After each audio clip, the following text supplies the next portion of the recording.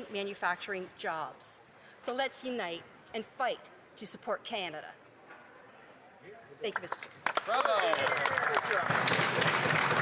I thank the honourable member. There's really, practically speaking, no time at this moment for the question and answer period. That will be that can follow a question period. We'll move into statements by members. Déclaration de député. The honourable member for New Westminster, Burnaby, Mallardville. Mr. Speaker, today BC is observing a day of mourning to honor the victims of the Tumbler Ridge mass shooting. School should be a place where you learn about the world, a place where the biggest stress is a test that you didn't study enough for, or when you're late for class and the bell is ringing, a place where you make friends and catch up with them every day at lunch. School should never be a place where children fear for their lives. Every kid deserves a place where they can relax and grow. What happened in Tumbler Ridge is absolutely devastating. Innocent lives have been taken and many more injured. All of British Columbia, all of Canada, and so many around the world are grieving. To the families who have lost loved ones and to those who are recovering, we mourn with you. No words can make this better, but please know that you are not alone. Let's hold each other a little closer as we face this together. Thank you.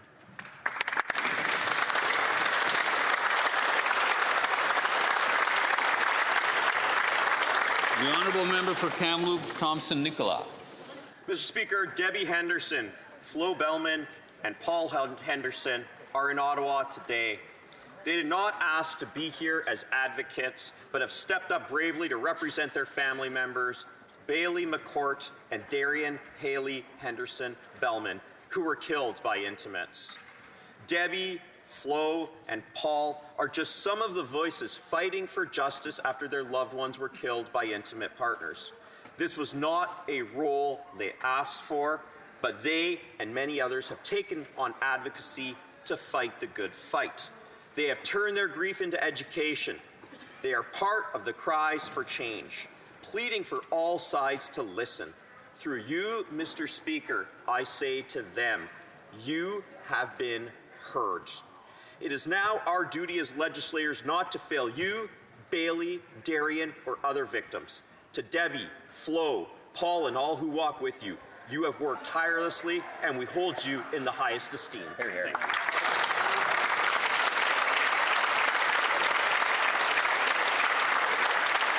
The honourable member for Vancouver Centre.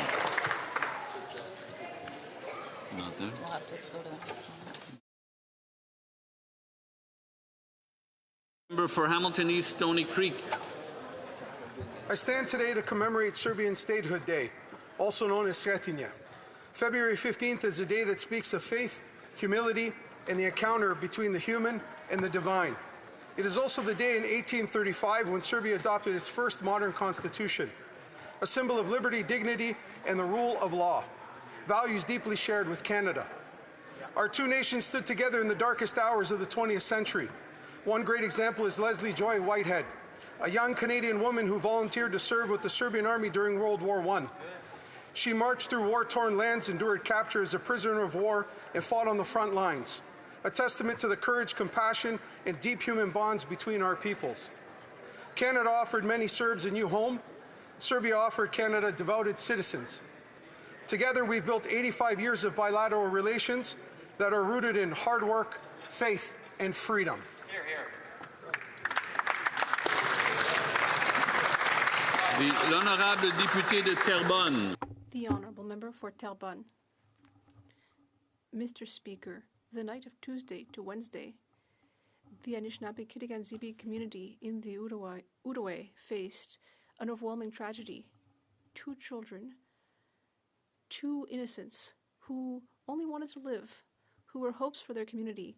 They both lost their lives in circumstances of extreme horror. This tragedy invites us all to reflect.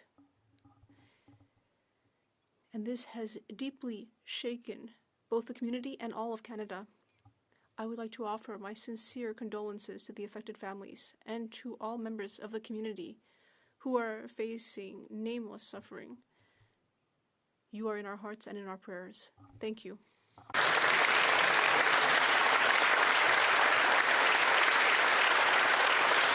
The honourable member for Vancouver Centre. Mr. Speaker, I want to offer comfort to the families who lost their loved ones so tragically, so cruelly, so suddenly in Tumbler Ridge, BC.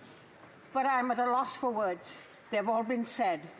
What can I say to ease the pain of a parent who will never again see or hug their child, watch them grow, share with them the ordinary joys and sorrows of daily life? As a mother, my heart breaks for those years lost forever. What can I say to heal the wounds of a community that once lived in trust and may now be guarded? What can I say to the families who keep vigil by the bedside of the injured, hoping and praying?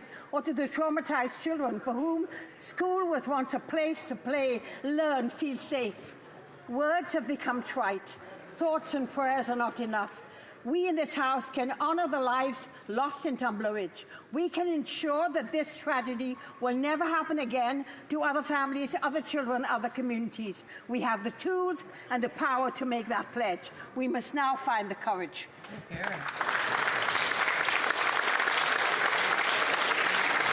The honourable member for Long Range Mountains. I rise today to honor the life of James Feltham of Deer Lake, who we knew as Jim. He passed away just a few days ago.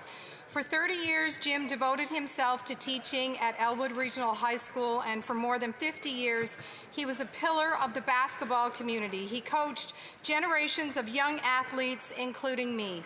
He gave so much of himself to the sport that he loved. Jim also salmon fished along the Humber River close to our family property, and we anticipated the opening of the season and his arrival when he would put his boat in the water. We watched him spend hours out there. It wasn't just something he enjoyed, but also a place where he seemed to find tremendous peace. He never wanted help getting on and off the river, highlighting his quiet independence.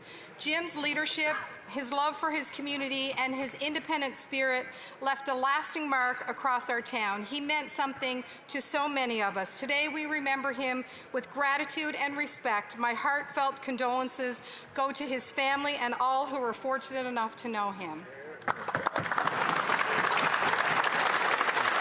The honourable member for Burnaby Central.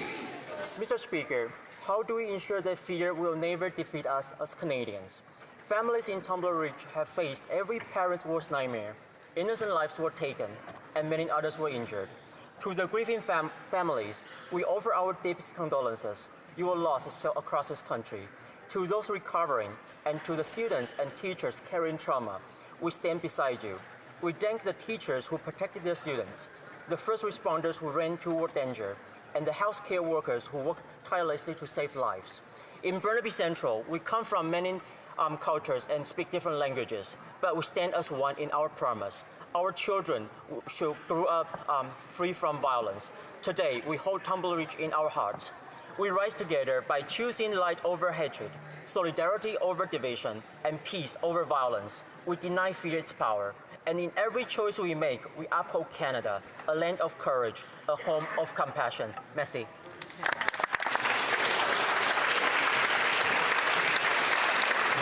The honourable member for Richmond Hill South.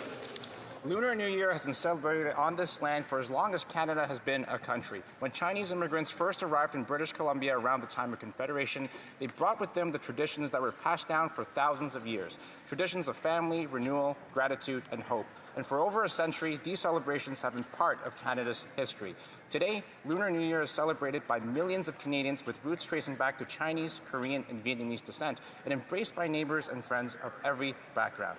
The values celebrated at this time of year, like respect for elders and the generations before us, responsibility to family, generosity, and community spirit, are also conservative values. We believe strong families build strong communities, and strong communities build a strong country. It is people, not big government, who empower society and shape our future. To all those across Canada celebrating in 2026, I wish you health, prosperity, and happiness in the year ahead as we welcome the Year of the Horse. Happy Lunar New Year. Gong hei fa chai. Sining kwai lai. L'honorable député de Laurentides. The honourable member for Laurentides-Labelle. Mr. Speaker, in life, there are people who inspire us with their self-sacrifice, strength, and dignity in adversity. As Veterans Affairs critic, I have met a number of exceptional people. I have come to know a world that is too little known, a world full of humanity and altruism. And there's one person in particular that I'd like to mention, one of the guardian angels who each in their own way transformed their experience of combat into a force for good. Mr. Speaker, I wish to introduce retired Captain Jocelyn Demetre, founder of the Hero Lodge, a retreat in the Northwest Territories that he funds from sales of his book. He also received the Minister's Commendation. I'd like to thank him. Jocelyn Demetre is a hero who every day pursues his mission to serve. The honourable member for Fleetwood Port Kells. Mr. Speaker, we are all heartbroken by the horrific attack at the Tumbler Ridge Secondary School. No parent should ever have to experience the loss of a child. I want to join members of the House in sharing my grief for the 9 lives lost in Tumbler Ridge on Tuesday, and to pray for the quick recovery for all the injured survivors. I also want to thank the first responders for their professionalism, which doubtlessly saved many lives. As the people of Tumbler Ridge feel the weight of their heavy loss, I want them to know that this House and this nation stands with them. Thank you, Mr. Speaker. The honourable member for Vaughan Woodbridge. Canada's housing market is sending alarming signals. New home sales in the GTA have fallen to their lowest point in 45 years, putting up to 100,000 jobs at risk. Across major markets, sales are down sharply, while builders report layoffs, and there is growing concern about their ability to stay afloat. At the same time, home ownership among Canadians 30 to 34 years old has fallen significantly over the past decade, and new housing supply is failing to keep pace with population growth. Nearly 9 in 10 Canadians now express concerns for a housing affordability, and many young people are considering leaving their communities because home ownership feels out of reach. Without action, an entire generation now risks being locked out of home ownership in their own communities. Young Canadians deserve policies that increase housing supplies. When will the Liberals collaborate with us and remove barriers to construction so we can restore the dream of home ownership for young people in this country again? Hear, hear. Hear, hear. The honourable member for Port Moody Coquitlam. Mr. Speaker, I rise today as a British Columbian to express my deepest sympathy for the people of Tumbler Ridge. Innocent lives were lost in an unimaginable tragedy that has shaken a small and deeply connected community to its core. To the families, friends, classmates, teachers, and first responders, you carry a heavy burden of grief that is almost impossible to bear. Nothing can replace the beautiful lives that were taken. They matter, and they will never be forgotten. And in this country, when tragedy strikes one community, it touches us all. Canadians don't turn away. We draw closer. We stand together. We support and love one another. And that is who we are, and that is what it means to be Canadian.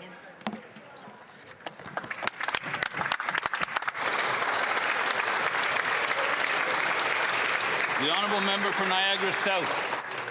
Mr. Speaker, American protectionism is hammering our auto sector, yet this Liberal government has announced a $2.3 billion EV subsidy for vehicles built in the United States. That is not leadership, it's economic capitulation. Donald Trump has been clear he wants every Canadian auto job moved south. Under the Liberals, 5,000 Canadian auto workers have already lost their jobs. Plants are idled. Families are hurting. Yet the government is prepared to let Canadian tax dollars subsidize American factories during the economic fight of our lives. In Niagara, a brand new EV plant was completed but never opened because the market never materialized.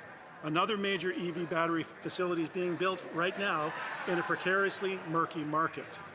Conservatives believe in one simple, non-negotiable principle. Canadian dollars are for Canadian jobs, full stop. not to bankroll foreign factories, not to ship opportunity across the border, and certainly not to export our paychecks, our plants, or our prosperity. L'honorable député de Pontiac, Kitigan. The honourable member for Pontiac, Kitigan Zibi. Mr. Speaker, in this tragic week for our country, my heart is also with the people of Kitigan Zibi. The community is grieving an unimaginable loss when they lost two of their children. A loss that every parent, every family, every member of this strong and deeply caring community feels today. To the people of Kitigan Zibi, I want to say this. You are not alone. We stand with you. We're mourning with you. À la famille et au... To the family and loved ones, our thoughts and our prayers are with you. As you start out on this path of both grief and healing, we walk with you, Miigwech.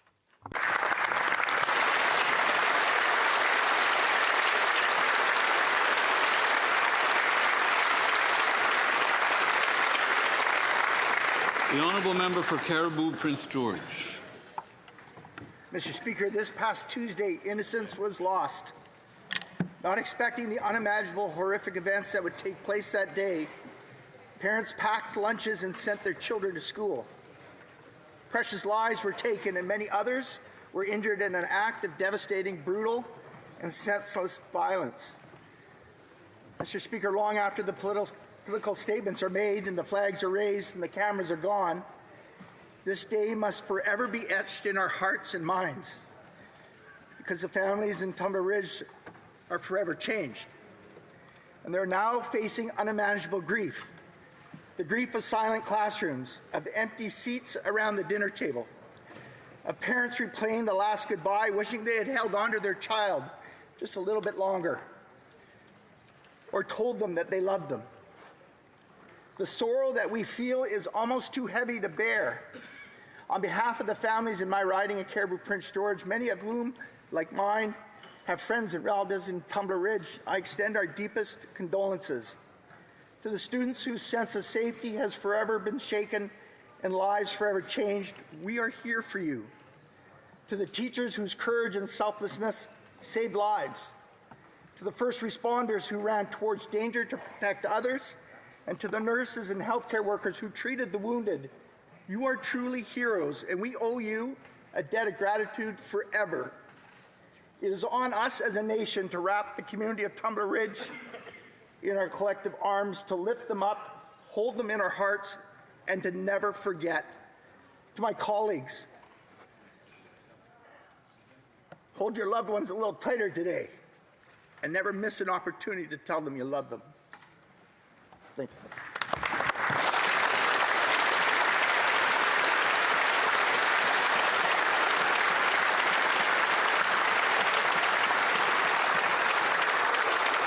The honourable member for Coquitlam, Port Coquitlam.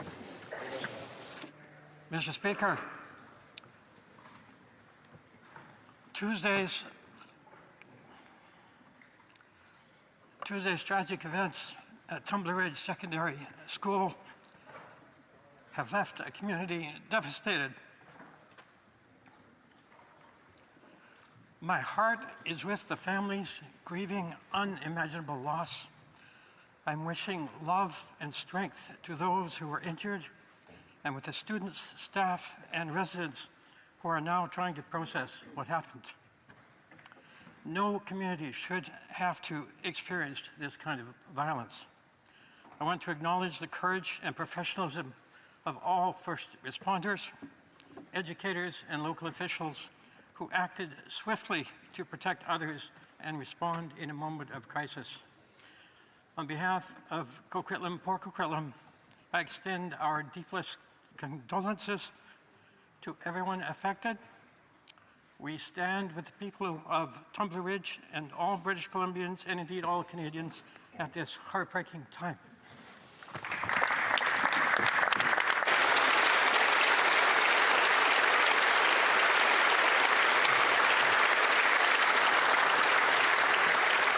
Oral questions. Questions orales. The honourable member for Regina Capel.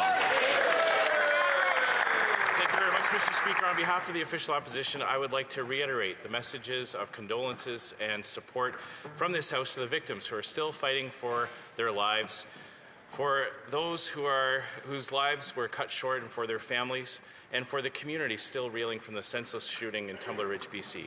Je souhaite réitérer le message de... I wish to repeat the condolences and support of this House to those families affected, those whose lives were tragically taken. Our condolences and thoughts to the very shaken community. As to the support being provided, and share any news that would be appropriate as this investigation proceeds. The Honourable Government House Leader. Merci, Monsieur le Président, et pour la question. Thank you, Mr. Speaker. I thank my honourable colleague for his question. Been grieving since the horrific events of Tuesday, and nowhere is that grief more deeply felt than in the community of Tumbler Ridge itself. The residents have come together to support each other in this time of indescribable pain, and obviously, Mr. Speaker, we want to assure them they are not alone. The Minister of Public Safety is in Tumbler Ridge working with colleagues, and including the Member of Parliament, working with provincial and municipal partners to hear directly from the community and coordinating with those levels of government.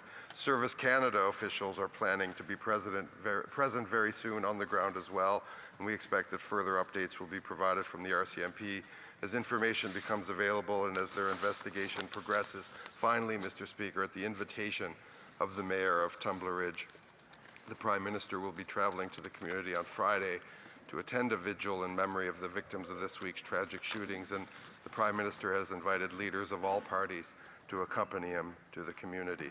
Mr. Speaker, this has been a dark week in the history of our country, and I know we will all, working together, get through this, and we continue to send our heartfelt best wishes and sympathies to the people of Tumbler Ridge.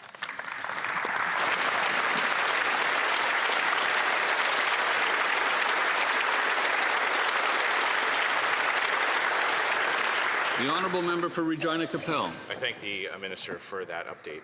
Mr. Speaker, the Canadian dream of home ownership is fading for too many young Canadians. Despite lots of announcements, the actual results from the Liberal housing plan is downright depressing. Home ownership among 30 to 34-year-olds has fallen to 52%. New home sales are down from 45% in the GTA and 56% in Vancouver. In fact, the government's own housing agency is predicting that new home starts will fall, not increase, by more than 18% for the next 3 years. It's clear more bureaucracy isn't the answer. When will the government adopt the Conservative plan to kickstart home building by removing the GST on all new homes and restore the dream of home ownership for young Canadians? The Honourable Parliamentary Secretary to the Minister for Housing and Infrastructure. Thank you, Mr. Speaker. Our government cares deeply about affordability for young Canadians, and that's why before the House right now is the Build Canada Homes Act. Build Canada Homes is about strengthening Canada's future by creating a modern, resilient housing industry. We are building an industry that protects our economy, empowers our workers, and gives Canadians, especially young Canadians, the affordable housing they need. The Build Canada Homes Act is before this House. We hope the members opposite will support it. The honourable member for Regina Capel. Mr. Speaker, the government's own data shows that building bureaucracy doesn't actually get results. But the Liberals also have it backwards on the auto sector. In the last 10 years of the Liberal government, the number of vehicles produced in Canada has fallen from 2.3 million cars to 1.2 million. Their plan forced working Canadians to send their tax dollars to subsidize the purchase of EVs that most Canadians can't afford, and the vast majority of which of those EVs sold in Canada are not made in Canada. That means some of the biggest winners of this subsidy program are American auto workers. Instead of forcing Canadian workers to subsidize foreign-made vehicles, why not adopt the Conservative plan and remove the GST on all new vehicles? The Honourable Minister of Industry. I would like first and foremost to extend my, of course, prayers and heart to the victims and families in Tumbler Ridge, and know that this government is in support of those affected. Mr. Speaker, I would like to remind my colleague that the money that is going to be supported in EV incentives is actually for Canadians. at a time where we need to make sure that affordability is at the core of everything we do as a government. And that is why Canadians need to be able to have access to more money to afford the right cars, including those made in Canada. Thank you. L'honorable député de Charlebourg. The honourable member for Charlebourg, Haute-Saint-Charles. Mr. Speaker, the number of cars manufactured in Canada has decreased by half compared to 2016, and over 5,000 jobs have been lost. To add insult to injury, the Prime Minister has introduced an auto strategy that subsidizes EVs made in foreign countries. However, on this side of the House, we have a better idea. Why not ease the burden on Canadian workers and taxpayers by cutting these subsidies for EVs manufactured abroad? Do they think it's a good idea? Yes or no? The Honourable Minister. Mr. Speaker, what is a good idea is our auto strategy. Our auto strategy is welcomed and applauded by the industry, by the industry's workers, by all those who want to make sure that they are employed today, tomorrow, and in 10 years in that sector. The world is moving toward electrification of transportation. We need to modernize. We need to go in that direction, and that's why we have our auto strategy. Why are they ideologically opposed to not only affordability, but also electric transportation? The honourable member for Charlebourg, Haute-Saint-Charles. So does that mean that the global market is doing well and that that Canadian market is not?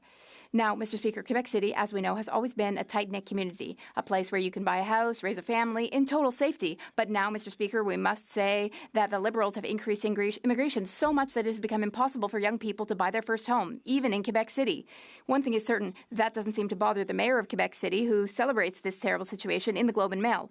Will the Minister of Immigration finally admit that the disproportionate immigration levels imposed on Quebec are preventing young Quebecers from buying a home and starting a family? The Honourable Parliamentary Secretary. Thank you, Mr. Speaker. It's ironic to hear the member talking about affordability. The mandate of Build Canada Homes is to build affordable homes all over the country. There are sectors going through tough times right now, like steel, lumber, aluminum. We are going to protect industries, protect jobs, and we are going to build homes that are affordable to people. There are also a lot of helpful NGOs. Will they stand up for their constituents in their ridings and vote for the budget, Mr. Speaker? That's the real question. The honourable member for Charlebourg, Haute-Saint-Charles. I don't think she understood my question. She should read an article published yesterday. In the article, Étienne Alexandre Beauregard, who's a young Quebec intellectual, warned that the war on cars, radical environmentalism, and overly restrictive immigration levels are changing Quebec's unique identity. Young people can no longer afford to build a home, and Quebec City's Liberal MPs, just like the mayor of Quebec, refuse to face the facts. Can the Minister of Immigration finally admit that by exceeding Quebec's intake and integration capacity for immigrants, her Liberal government has caused house prices to skyrocket, preventing young people from becoming homeowners? The Parliamentary Secretary. Mr. Speaker, day after day, what the Conservatives have for us is slogans. They don't have a plan. They don't have suggestions. All they do is block things. Canadians expect that their members of parliament stand up to defend their interests. We have a plan. Our plan is Budget 2025, which is still stuck in committee being blocked. We want to have a strong economy today, a strong economy tomorrow, and we want to support workers going through tough times. So will the Conservatives support us and work with us, setting their ego aside? Once again, I, the Speaker, am standing. The honourable member for Saint-Jean. Mr. Speaker, according to the government, 85,000 pensioners are experiencing issues with their old age security benefits because of the CURAM software. The government has been aware of this since June. Still today, they refuse to take action. Meanwhile, the cost of CURAM has skyrocketed. It went from $1.75 billion to over $6 billion. 85,000 Canadians are suffering from a software that has a cost overrun of $5 billion. But the Liberals feel that everything is fine and dandy. Our patience has run out. Will the Prime Minister order a commission of inquiry on CURAM? The Honourable Minister. This project was actually under budget. Over 7 million seniors are now receiving their benefits on time through a modern system. The total cost of CURAM is the cost for 4 distinct projects. 1.75 billion was the amount for that project, and 6.6 billion was the amount approved for the total duration of the project. If the member knows of anyone affected, she can give us their names and we will help them. The Honourable Member for Saint-Jean. Mr. Speaker, the government's own numbers estimate that 85,000 retirees are affected by CURAM issues, but the ministers tell us that we can give them the names of those who are affected if there are problems. There are 85,000 people experiencing problems, according to the government's own estimates. And the cost overrun for the software ballooned from 1.75 billion to 6.6 billion. And the government says, oh, no, that's not a cost overrun. They tell us it includes the cost of inflation and contingency planning. Inflation, Mr. Speaker. When will they set up a commission of inquiry? The Honourable Minister of Families and Employment. Thank you, Mr. Speaker. Every day I say the same thing. Our old system was very old. We invested to modernize our system, and the vast majority of benefit recipients have no problems. If there are any unresolved cases, the minister and the office, we are working with them to quickly solve their problems. And if the minister would like to hear more about that, I'd be happy to discuss it. The Honourable Member for Abitibi-Témiscamingue. Well, isn't it wonderful, Mr. Speaker? CURAM, the software, was supposed to cost $1.7 billion. Now it's up to $6.6 billion, which is a cost overrun of $5 billion. But according to the Liberals, it's not a cost overrun. No, they say that the initial contracts had a lower amount because things cost more now, maybe inflation. They really take us for fools. And there are many issues in Quebec. All right, well, there are limits. There are some limits. L'honorable ministre. The Honourable Minister. Mr. Speaker, I've worked very well with the MP opposite, and I invite him to come and be briefed on the CURAM system. As we've been saying in the House, this is a very old system that needed modernization. In fact, one of the aspects of modernization is people can now apply for their benefits online without personal assistance. That's going to relieve the load on the entire department. And Mr. Speaker, 7.5 million people have transitioned to this new system without problems. For those urgent cases that are stuck in the queue, we will make sure they get their benefits urgently. We can do that within 48 hours, Mr. Speaker. Please send us the names. The Honourable Member for Elgin St. Thomas, London South. Thank you, Mr. Speaker. The dream of home ownership is now a fantasy for more and more young Canadians. 93% of them are saying that they are concerned about the state of housing. Nearly half of them believe they will have to leave their own communities because they can't afford to live there. The government's own housing agency says home building will drop over the next 3 years and prices will go up even more. But I've got good news for the Liberals. We have a solution. A Conservative government would remove the GST on new homes under $1.3 million to make them more affordable. Why won't the Liberals do it? The Honourable Parliamentary Secretary to the Minister of Housing and Infrastructure. Mr. Speaker, I have good news for the Conservatives. There are 2 bills before this House that they can support that improve affordability for young Canadians. The first is the Budget Implementation Act, which brings in the first-time home ownership GST rebate. The second thing it brings in is housing infrastructure that brings down the cost of housing. Wow. And on top of that, they can support the Build Canada Homes Act, which is catalyzing modern methods of construction and creating jobs for young Canadians. Excellent. The Honourable Member for Elgin St. Thomas, London South. Mr. Speaker, the only thing these Liberals are building is false hope and bureaucracy. Liberal house flippers and penthouse dwellers profit while young Canadians pay the price. On this side of the House, we listen to the experts. The London Home Builders Association told me this week that builders have to spend tens of thousands of dollars per home just on red tape and regulations. Every dollar spent on bureaucracy pushes homes further out of reach for young Canadians. Ontario lost 10,000 home building jobs last year because because no one is able to build. When will the Liberals reverse course, cut the red tape, and scrap the GST on homes for families? The Honourable Parliamentary Secretary. I know the members' community I know is riding very well. They expect better than hurling insults. That's not a way to get things done in this House of Commons, Mr. Speaker. The point is, and he talks about the London Home Builders Association, it's good. We met this week as well. They talked about, among other things, the Housing Accelerator Fund, which in St. Thomas alone is leading to duplexes, triplexes, fourplexes, mid-rise apartments, and row houses. We're going to continue in that vein, working with municipalities, because we're going to get things done for Canadians and not play games. The Honourable Member for York Centre. Speaker, because of the Liberals, the dream of home ownership is fading for young Canadians. According to CMHC, new housing starts will drop every year for the next 3 years. Nearly half of Canadians say they have to move out of the community they grew up in because they can't afford a home. Instead of incentivizing new construction, the Liberals are building a fourth housing bureaucracy called Build Canada Homes. For what? Why won't the Liberals adopt our Conservative plan, remove the GST of all new homes, and get construction going in Canada? The Honourable Parliamentary Secretary. Thank you, Mr. Speaker. More good news. Build Canada Homes is delivering affordable housing for Canadians.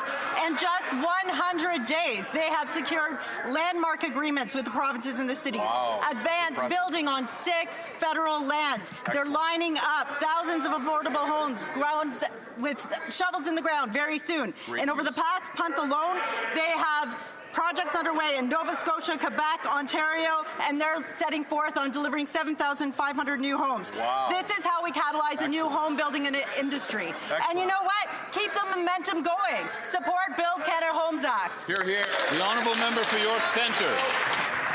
The only thing the Liberals are building is a fourth housing agency. More desk jobs for Liberal insiders and more Liberal waste. But CMHC is telling them their housing plan is dead on arrival. New housing starts will fall every year for the next 3 years. Builders are laying off workers, and Build is warning that 100,000 construction jobs are now at risk. So instead of building a fourth government agency, why won't they adopt our Conservative plan, remove the GST of all new construction so young people can afford to buy a home? Hear, hear. The Honourable Parliamentary Secretary. Mr. Speaker, I wish that the Conservatives knew more about construction. It seems what they know about is obstruction.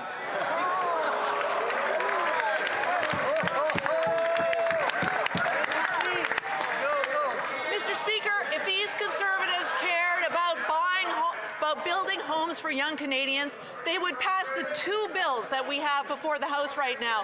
They would pass our Budget Implementation Act, and they would pass our Build Canada Homes Act, because those are the tools that are getting shovels in the ground right across Canada for the next generation of young Canadians who need affordable homes. The Honourable Member for Langley Township, Fraser Heights.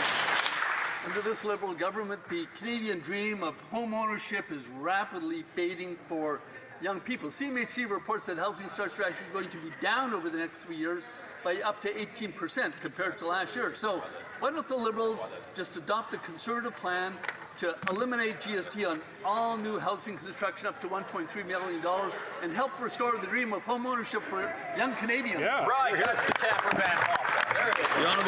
The Honourable Secretary of State for Financial Institutions. Mr. Speaker, thoughts and prayers for the community of Tumbler Ridge. That's a party that's not serious about housing. Their leader called middle-class housing shacks, co-op housing Soviet style. Yeah. There's members on that side that mocked modular homes. Wow. And to cap it all off, that leader told his members not to advocate for housing programs in their ridings that would have helped their ridings. On this side of the House, we're serious about building housing. Budget 2025 is going to deliver housing like we've not seen built in generations. Thank you, Mr. Speaker.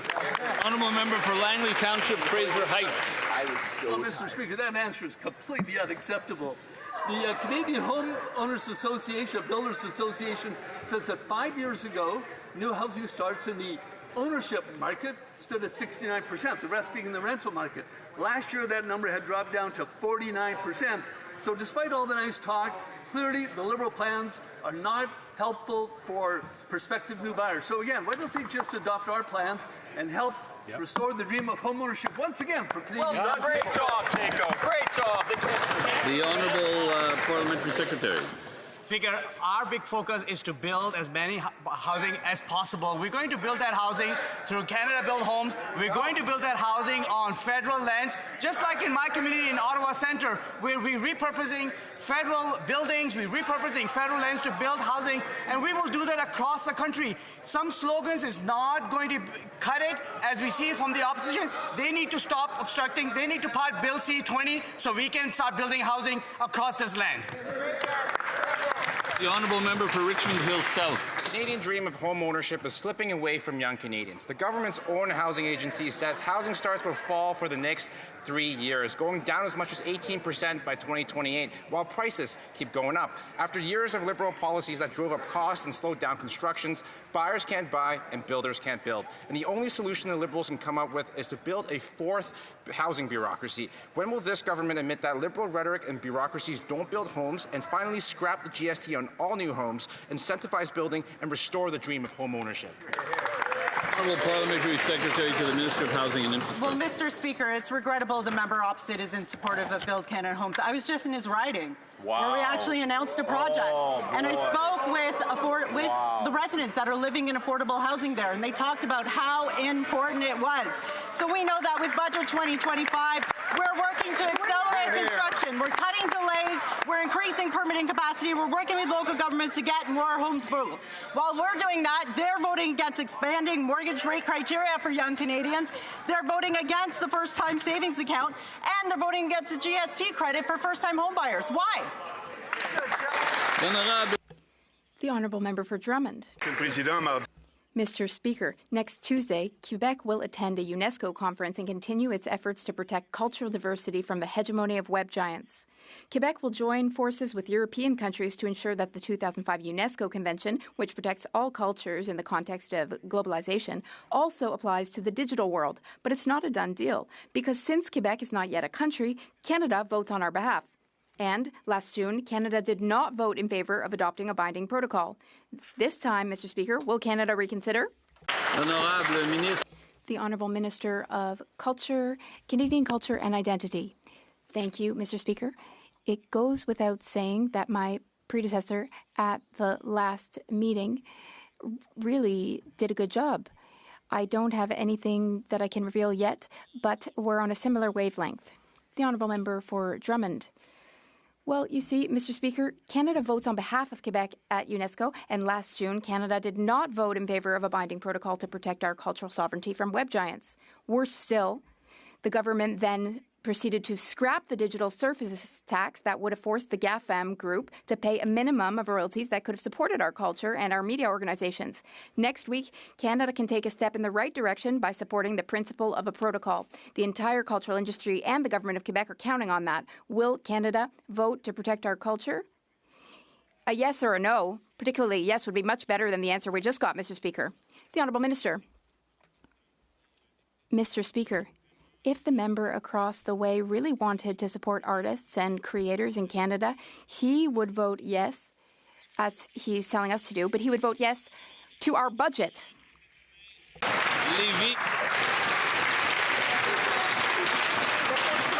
The Honourable Member for Bellechasse, Lévis.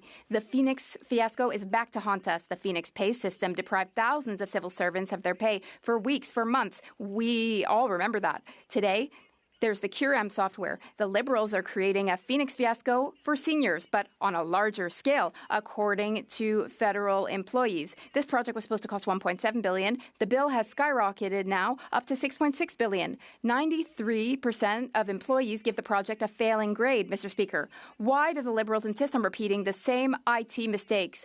Billion after billions of dollars at the expense of retirees, Mr. Speaker. The Honourable Secretary of State for Seniors. We're modernizing a very old system. If we had not done anything or taken action, that would have been very problematic for seniors and their benefits.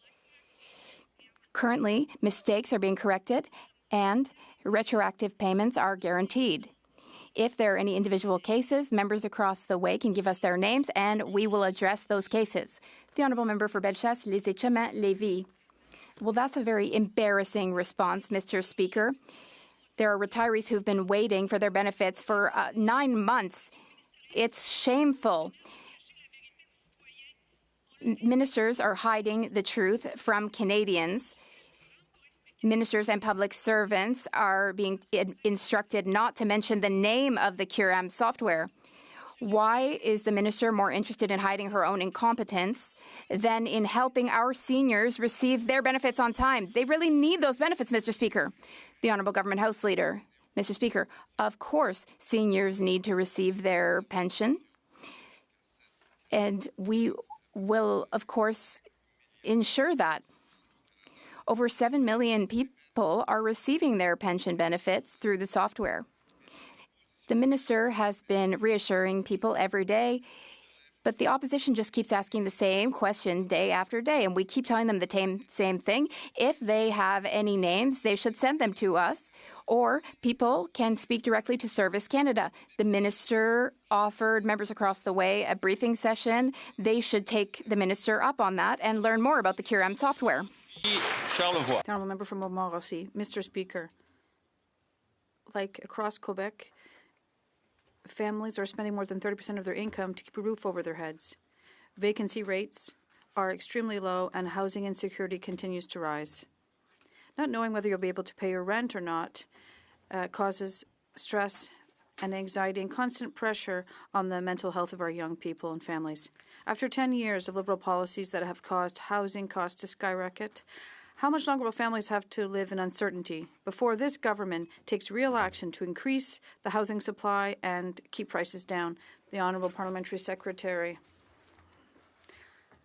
Thank you, Mr. Speaker. We're not taking Canadians for fools. They know that who is working for them in terms of affordability. Mr. Speaker, they don't have a plan or a solution, just rhetoric. On our end, we've already had agreements across Quebec. We had one with Nova Scotia as well, and Nunavut. We are going to accelerate building construction for affordable homes, and that is the mission of Build Canada Homes. We're going to do with Canadian supplies, with Canadian workers. We're going to support our industry, build more homes. And the question is, are they going to really be there for their citizens? Thank you. The honourable member for Montmorency, Charlevoix.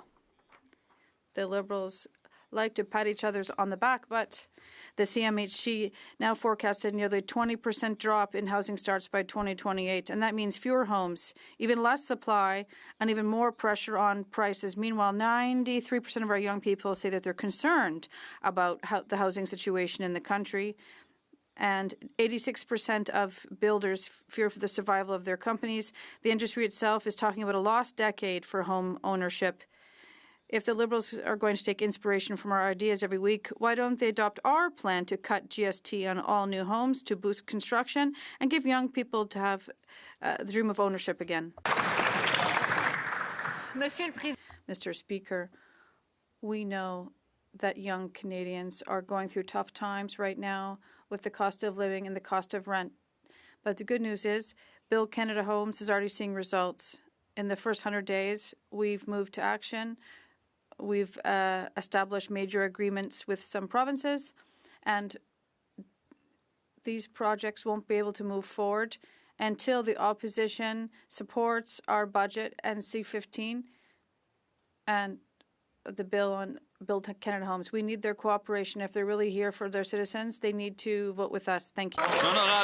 The honourable member for Levis-Lotbinière. Mr. Speaker, the Canadian dream of home ownership is fading for young Canadians. In its new report, the CMHC indicates that housing starts in 2028 could fall by as much as 18.1% over last year. The Canadian Home Builders Association says that current conditions will create a lost decade for home ownership in Canada. When will the government adopt our plan to stimulate residential construction by cutting the GST on all new homes so that our young people can once again hope to have their own homes? The Honourable Parliamentary Secretary. Thank you, Mr. Speaker. With Build Canada Homes, we're responding to what Canadians really need. They want us to build homes that meet their needs and budgets. And all the member across the way is doing is talking about cutting GST on all homes. Just get rid of the tax, they say. I don't imagine how they could expect to govern if they're just obstructing. So, but we do have a real plan. It's called the Budget 2025, and we hope that they will approve it. Thank you. The honourable member for New Westminster, Burnaby Mallardville. Mr. Speaker, there has been an outpour of grief and support across this country following the Tumbler Ridge tragedy that occurred on Tuesday. This House has come together to honour the innocent lives lost. Can the Secretary of State for Combating Crime please reflect on the mass shooting in BC? The Honourable Secretary of State. Mr. Speaker, the nation is heartbroken by this tragic shooting in Tumbler Ridge, British Columbia. Our hearts are with the families and friends and loved ones of all the victims, and with the little girl who is currently fighting for her life. May we all keep her in our prayers. We are forever grateful for the speed and courage of the RCMP and all first responders on that day. Their actions and bravery have saved lives. Thank you.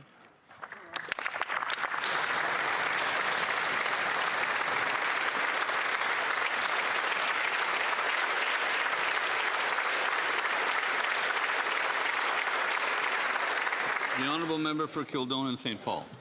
Despite the Liberals signing on to $52 billion to create an EV supply chain in Canada, the vast majority of EVs bought here are not made here. And now, despite the massive government subsidies, the auto companies are recording multi-billion-dollar losses on EVs and abandoning or delaying EV projects. But the Liberals now are doubling down with their new $2.3 billion EV subsidy, where Canadian workers will be forced to subsidize the purchase of foreign-made EVs, including EVs made in the United States. At a time like this, Mr. Speaker, it's unconscionable. Will the Liberals reverse course and stop Canadian tax dollars from funding the American-made EVs? The Honourable Minister of Industry. Of course, we believe in affordability, and we believe that Canadians can have access to EV incentives up to $5,000 for a car up to $50,000, and also for Canadian EVs, because obviously we believe that the future of the industry is towards electrification. Recently, there were more EV cells in Europe than gas combustion cars. Right. And at the same time, we know that in the next 5 years, 40% of all the cars worldwide will be electrified. So our plan is to make sure that we bring our industry at the forefront of innovation, and that good jobs are created here. The honourable member for Kildonan St. Paul. Mr. Speaker, the bottom line is the American tariffs have cost 5,000 jobs in Canada's auto sector and tens of thousands more jobs in the manufacturing sector across the board. And meanwhile, the Liberals created a $2.3 billion taxpayer-funded program that will subsidize the purchase of American-made EVs to the direct benefit of the American auto sector when they're trying to destroy our auto sector. This is wrong, and the minister could easily rectify this. Will she do that? The Honourable Minister. I have a lot of time for my colleague, a lot of respect for her, but she also knows that our auto industry is facing obviously important challenges, but it took months for the Conservatives to actually denounce the U.S. tariffs on auto. And we know that the entire sector is integrated within North America, Canada, U.S., Mexico. Now, when she's talking about EVs made in the U.S., she has to take into account, and Conservatives need to take into account, that Canadian auto parts are part of these EVs. Is she going after the Canadian auto parts workers all across Ontario? That's my question. The honourable member for Dufferin-Caledon. On Tuesday afternoon and Tuesday evening, I was in Toronto with the Unifor Skilled Trades Council conference. Those are the men and women that actually work in our auto plants to make sure the machinery and equipment works. And when I told them that their tax dollars were going to go to subsidize the purchase of American EVs, they were outraged and disgusted. Actually, they couldn't believe it was happening. So it's simple. Why would Canadian tax dollars be going to subsidize American EVs when Donald Trump is trying to kill our auto industry? Will they show they care about auto workers by cancelling the rebates for American EVs? The Honourable Minister.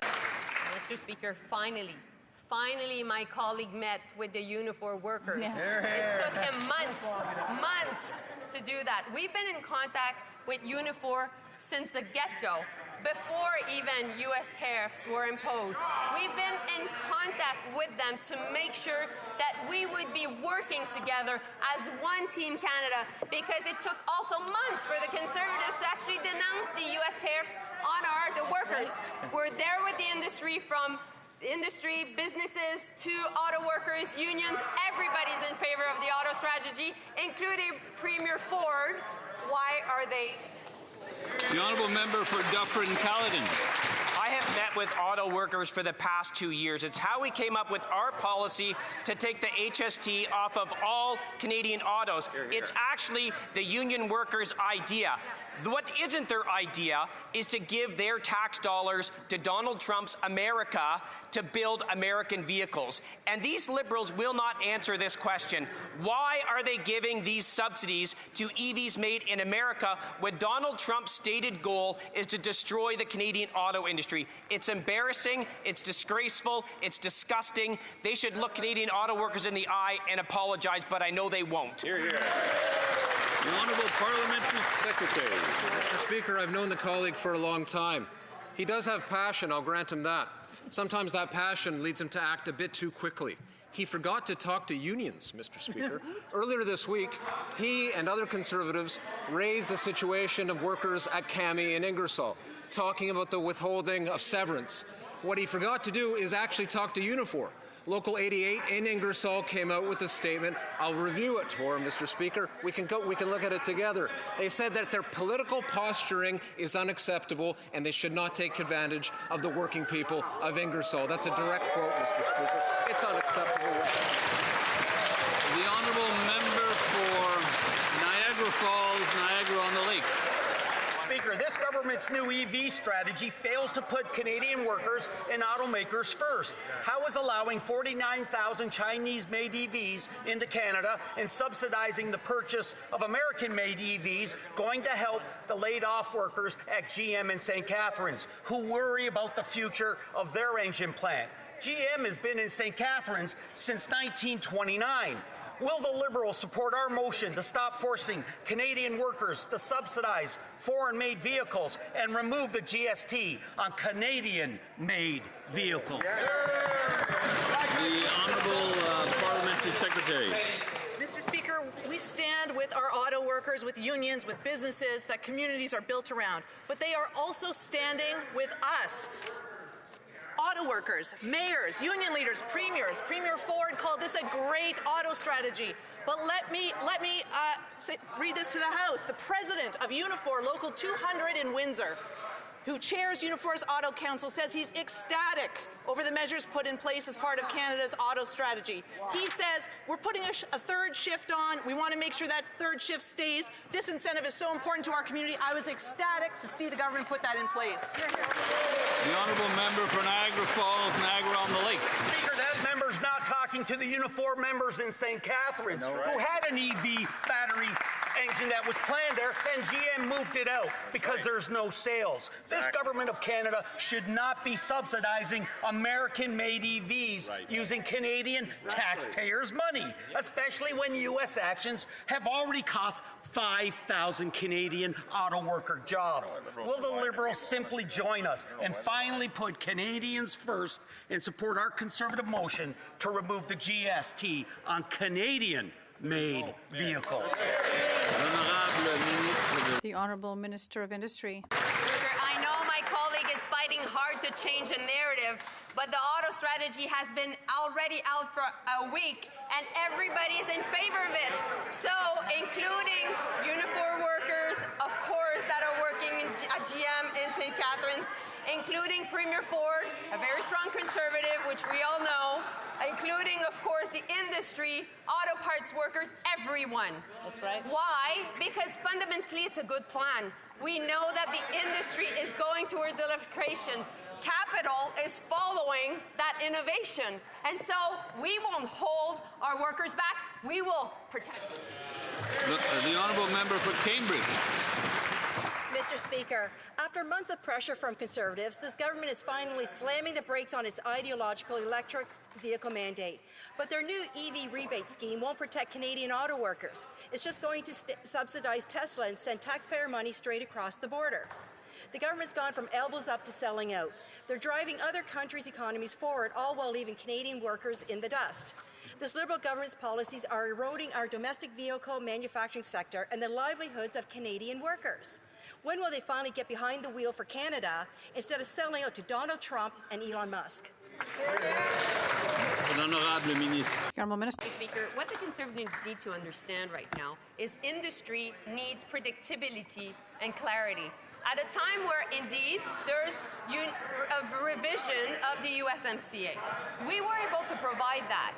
And by providing that, now we're having conversation with German automakers, with Korean automakers, with Chinese automakers that want to invest in Canada and create good jobs.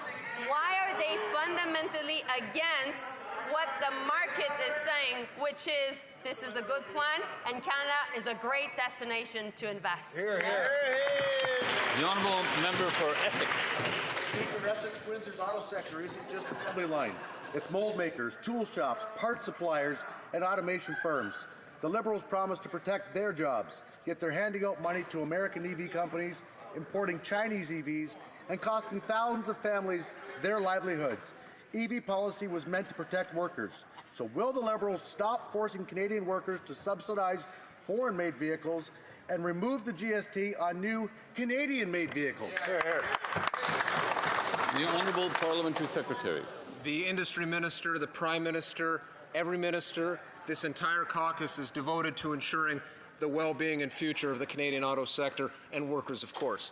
Mr. Speaker, I invite workers, I invite Conservatives to support this government, to continue to ensure that measures are put in place to ensure the future well-being of that sector. The honourable member for Hamilton East Stony Creek. Canadian taxpayers should not be subsidizing American EVs when the U.S. trade conflict has already cost 5,000 Canadian auto manufacturing jobs and 37,000 since this Prime Minister took office. He needs to stop this insult to Hamilton auto workers and work with us to put Canadian auto jobs first. This is a time where the Canadian auto sector is looking for unity and action to stand up to Donald Trump. So will the Liberals join us and support our motion to remove the GST on new Canadian-made vehicles? Yes. The Honourable Minister. Mr. Speaker, of course, if the Conservatives knew a lot about the auto strategy, they would know that we're already supporting the Canadian-made auto sector and the Canadian-made vehicles. That will be for the Dodge Charger, that will be for the Pacifica, and we are convinced that there will be more because we will have more investment in the sector. But they've been asking the same question. I guess that their leader gave them a sheet to read. But fundamentally, what they need to remember is that Canadians are in favor of this because the entire sector is in favor of this. Yeah? The honourable member for Hull Elmer. Mr. Speaker, a deep wave of sorrow is hitting our country, particularly in Kitigan, ZB, like the member for Pontiac described very eloquently earlier today. 2 young lives were cut short far too soon, leaving their loved ones and their entire community in mourning. Can the Secretary of State for Nature share her thoughts on this tragic incident in Quebec? Thank you. The Honourable Secretary of State. Mr. Speaker, it's already with a very heavy heart that I rise today to address this, my sincerest condolences to the family and loved ones of the victims of Kitigan ZB who are also in Ajnabig. A tragedy like this one, which adds to this already dark week, it is inexplicable. Using children as weapons to hurt others is unexplainable, and I am fully supporting this community and for everyone who is behind them, and all of my colleagues are as well. And with all of those who will have to intervene with this family and their loved ones, we have first responders, the healthcare community. It's really hard to understand the situation, so I'd like you to know that my thoughts are with you. Thank you.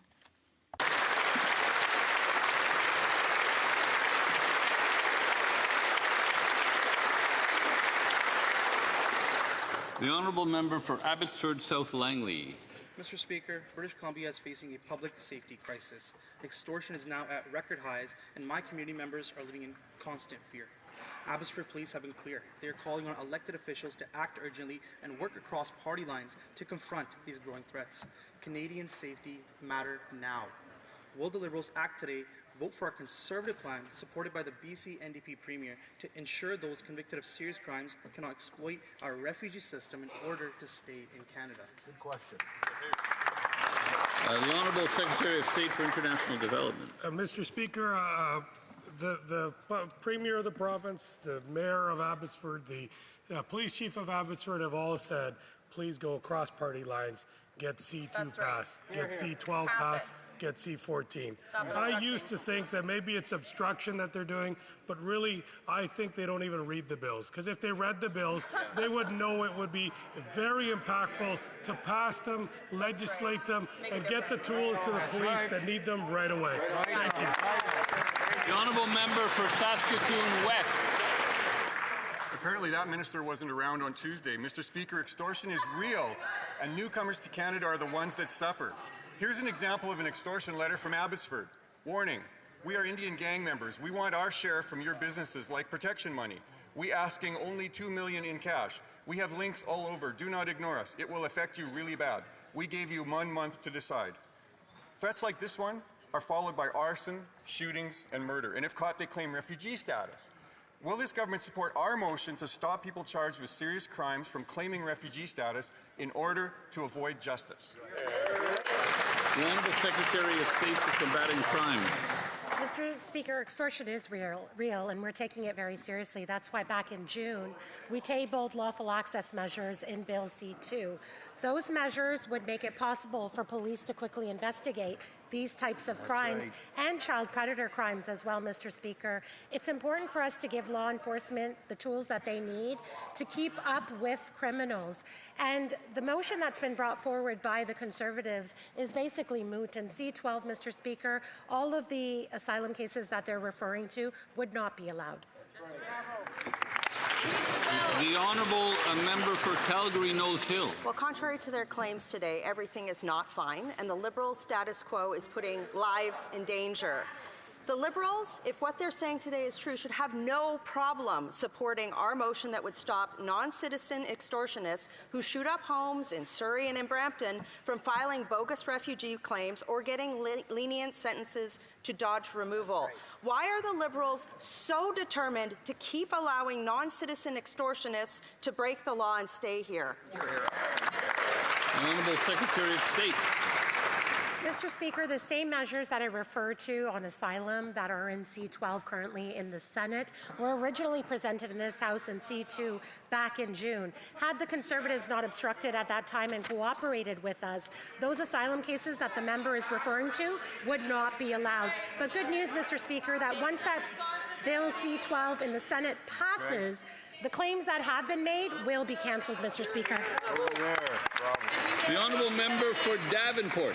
Mr. Speaker, great news. We've already seen Build Canada Homes move quickly from promise to progress, delivering real results for Canadians. A great example, Dunn House Phase 2, located in Toronto's Parkdale community, which will provide supportive housing for at-risk seniors. Can the Minister of Jobs and Families, on behalf of the Minister of Housing and Infrastructure, update this House on how this project reflects the government's approach to accelerating affordable housing across the country? The Honourable Minister of Jobs and Housing. I've heard the member from from Davenport over the years, and she is a tireless advocate for seniors and housing across Canada. Our government is working to ensure that seniors can age in place with dignity and the supports they need. Indeed, Dunn House provides rent geared to income units for at-risk seniors in Toronto, which helps them live safely and independently. The Conservatives are asking how many. Well, over the past month alone, we've created 7,500 new homes just in the last month in Nova Scotia, in Quebec, in Ontario. Why are they standing in the way of this program? The honourable member for Foothills. Canadian farmers are worried that an announcement by Beijing today means there is no deal to reduce tariffs on canola. On January 16th, the Prime Minister said he's engaged in a new strategic partnership with the People's Republic of China. And I quote, he said, by March 1st, Canada expects China to reduce tariffs on Canadian canola seed by a combined rate of about 15%. Today, Reuters said Beijing has delayed a decision on canola tariffs until March 9th. No decision means no deal. Right. Why did the Prime Minister mislead Canadian farmers about having a deal to reduce canola tariffs for Canadian farmers? Of Agriculture and Agri-Food. Free Buckley! Thank you, Mr. Speaker. I'm certainly glad that the opposition is now starting to talk about canola. Mr. Speaker, we went for how long since we returned from China? I never heard a word about canola. The leader of the opposition has canola in his new riding. We're working hard. We'll continue to work hard. The lines of communication are open with China, and we'll continue to work with China, and we'll continue to work with every trading partner, Mr. Speaker. I met with the canola farmers last week in Ottawa, and we had a really good meeting, Mr. Speaker, and we'll continue to work with China and the contacts that we have there. Thank you, Mr. Speaker. Honourable member for Courtenay Alberni. Mr. Speaker, Canada is in a mental health crisis, and young people are being hit hardest, yet counselling, therapy and treatment still depend on workplace benefits or the ability to pay in a two-tier system. The PBO confirmed that bringing mental health care under the Canada Health Act and achieving parity with physical health care through Bill C-201 would cost just 1.5% of total public health spending. Will the minister act now and bring mental health care under the Canada Health Act, yes or no? Hear, hear. The Honourable Minister of Health. Thank you, Mr. Speaker. I'd like to thank my colleague for his question. And he knows very well that the mental health of Canadians is at the heart of our concerns. Health services, including mental health, are under provincial jurisdiction. I work closely with my provincial partners for them to deliver the best service possible for Canadians. And that ends question. Oh, sorry, the honourable member for Saanich Gulf Islands. I apologize. Thank you, Mr. Speaker. Look, we know foreign interference is a threat to Canadian democracy. It was confirmed by the HoC Commission, and we've taken steps at the federal level for federal elections to deal with the threat of foreign interference. So my question to the honourable minister is there and what is being done now to consider the threat of foreign interference to provincial referenda that could break up this country when we know people in the White House are encouraging separatism? What are we doing to prepare? The Honourable Government House Leader. Yes, Mr. Speaker, foreign interference in our democracy at any level is unacceptable, and the government has obviously carefully taken notes of the... No, we need to hear this. The Honourable Government House Leader. From the top, Mr. Speaker? Yeah. Foreign interference at any level and transnational repression at any level of our democracy is absolutely unacceptable. We, of course, have taken careful note of the recommendations of the HoC Commission, and we will be responding more fully, I and my colleagues, in due course. We have, of course, as the member pointed out, taken steps to protect Canada from our adversaries and to provide more information to the public about these threats. We will stand firm against attempts to undermine our democracy, and Mr. Speaker, we will take very firm steps to prevent people undermining our unity as well. Hear, hear. L'honorable député. The honourable member. Thank you. Je juge avoir quand même utilisé un propos non parlementaire. Well, I believe that I use non-parliamentary language, and I'd like to withdraw that language. That's highly appreciated. Thank you very much. It being 3:13, pursuant to order made on Wednesday, February 11th, 2026, the House will now proceed to the taking of the deferred recorded division on the motion of Ms. Rempel-Gardner relating to the business of supply. Call in the members. Thank you.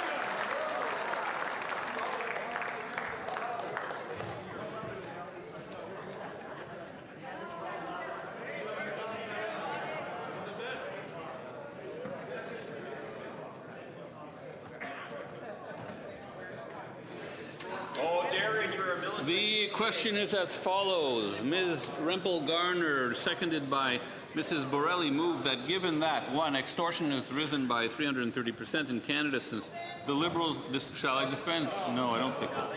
Extortion has risen by 330% in Canada since the Liberals were elected. Two, Liberals voted against Conservative motions to end loopholes for false refugee claimants seeking asylum. Three, Liberals voted against tougher sentencing for extortionists proposed by Conservative Bill C-381, an act to amend the Criminal Code. Extortion.